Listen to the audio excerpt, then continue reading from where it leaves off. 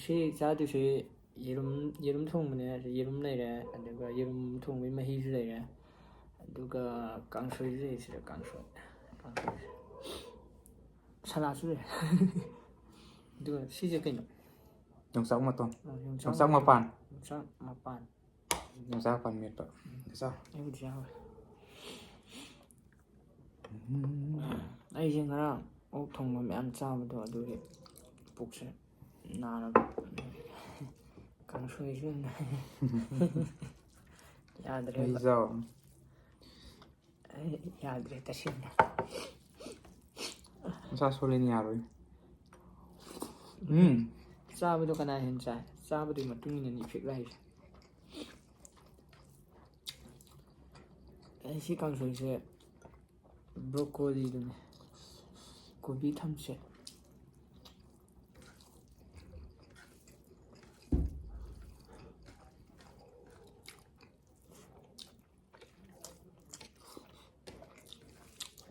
ꯐꯨꯟꯗꯧꯗꯤ ꯉꯥ ꯍꯥꯎꯋꯦ ꯉꯥꯁꯨ ꯌꯥꯎꯋꯦ ꯀꯥꯡꯁꯣꯏꯁꯦ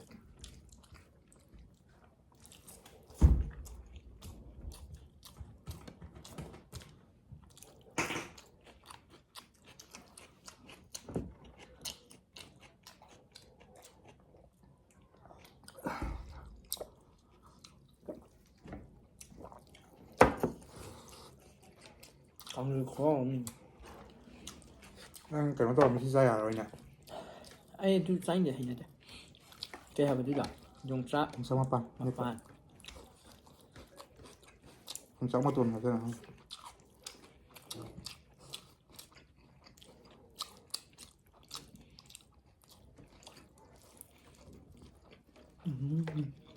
ꯍꯥꯎꯋꯦ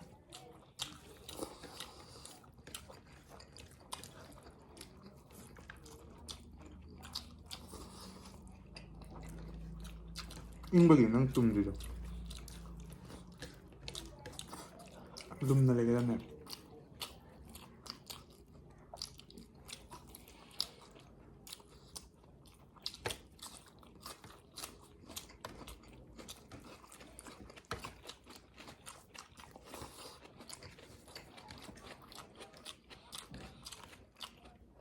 ꯒꯖꯔ ꯌꯥꯎꯗ꯭ꯔꯦ ꯉꯁꯤꯁꯦ ꯁꯂꯥꯠꯁꯦ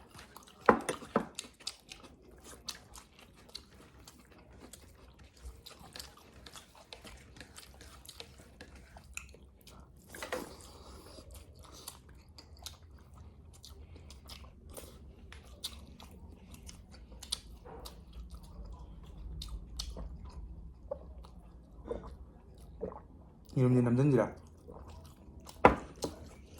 ꯉꯥꯏꯈꯣ ꯑꯝꯇ ꯐꯖꯅ ꯆꯥꯈꯤ ꯍꯣꯔꯦꯟ ꯀꯣꯟꯅ ꯈꯟꯅꯁꯤ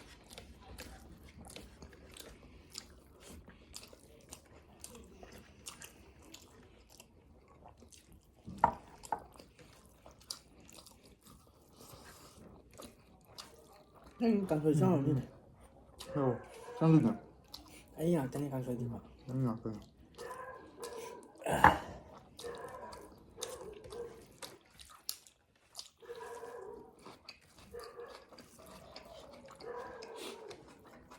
ꯑꯩꯅ ꯀꯥꯡꯁꯣꯏ ꯆꯥꯔꯛꯄ ꯍꯥꯏꯁꯦ ꯋꯥꯔꯣꯏ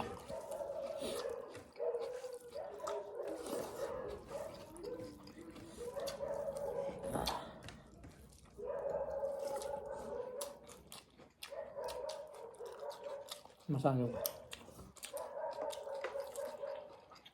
ꯍꯥꯎꯋꯦ ꯌꯣꯡꯆꯥꯛ ꯃꯄꯥꯟꯁꯦ ꯍꯥꯎꯋꯤꯅꯦ ꯅꯪ ꯆꯥꯕ ꯍꯩꯕ ꯈꯪꯒꯗꯕꯅꯤ ꯃꯍꯥꯎ ꯄꯤꯔꯣ ꯈꯔ ꯆꯥꯒꯦ ꯃꯣꯔꯣꯛꯁꯨ ꯆꯥꯎ ꯍꯥꯎꯋꯦ ꯃꯨꯛꯕꯥꯡ ꯇꯧꯕ ꯃꯤꯗꯤ ꯍꯥꯎꯇꯦ ꯍꯥꯏꯕ ꯌꯥꯗꯦ ꯅꯠꯇ꯭ꯔꯥ ꯀꯩꯅꯣ ꯍꯥꯏꯕꯗꯨꯅꯦ ꯍꯥꯎꯇ꯭ꯔꯗꯤ ꯍꯥꯎꯇꯦ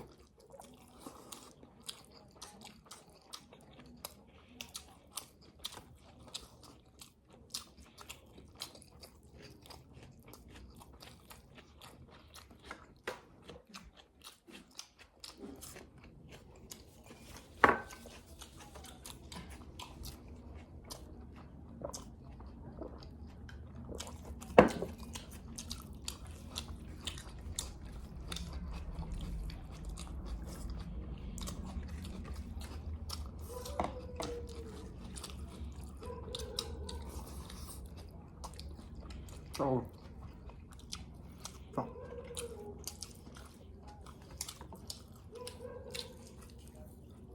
그럼 나왜 해나지? 꼬리 아니네.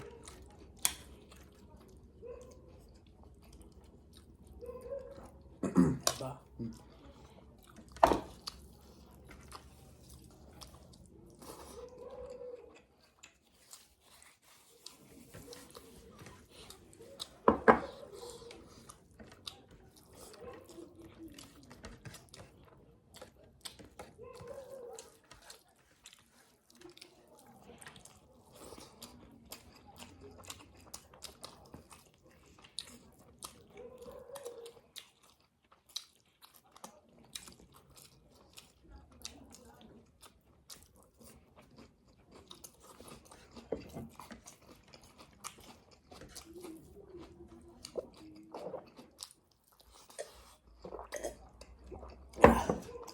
신기해. 쓰라. 자, 이때. 신이 좋아.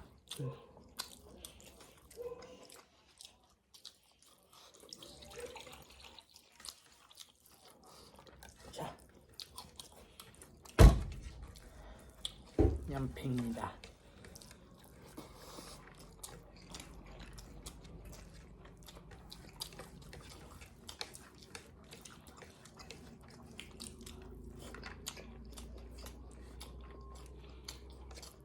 하우야 맛을 깡패.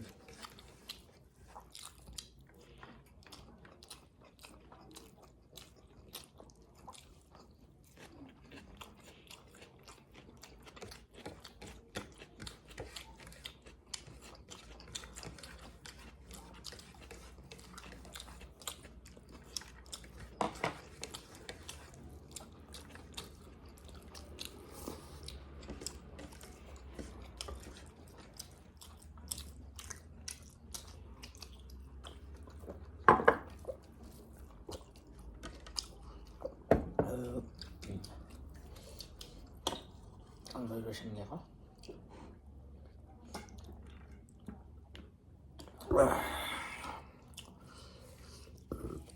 Sorry.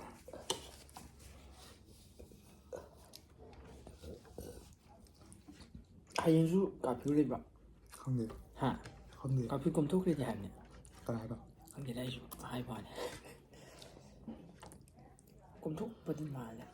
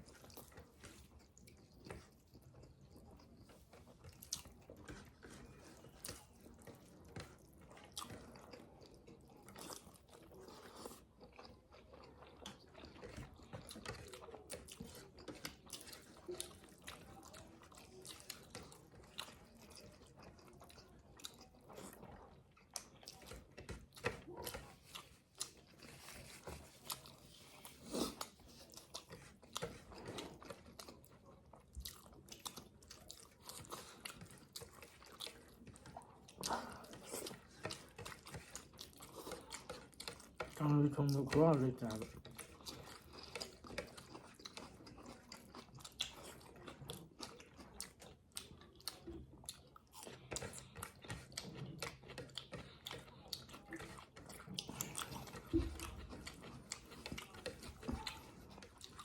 Dạ vâng. 지금 이러니까 또 Sao rồi? Rồi mình sẽ tàu hả? sao 내일 Tăng suy mà họ gì ngầu tuyệt. không biết hỏi con phải Ừ. con việc khổ mà Mà họ gọi mà. hầu dễ dàng cái này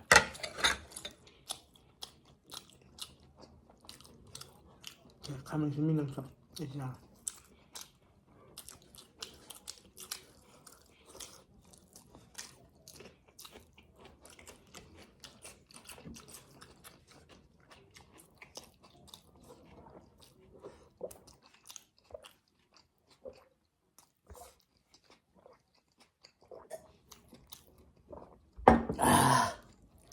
ꯌꯥꯔꯕꯣ video ꯌꯦꯡꯕꯤ ꯃꯌꯥꯝꯕꯨ ꯊꯥꯒꯠꯆꯔꯤ like ꯁꯤꯌꯔ subscribe ꯀꯃꯦꯟ ꯇꯧꯕꯤꯔꯝꯃꯨ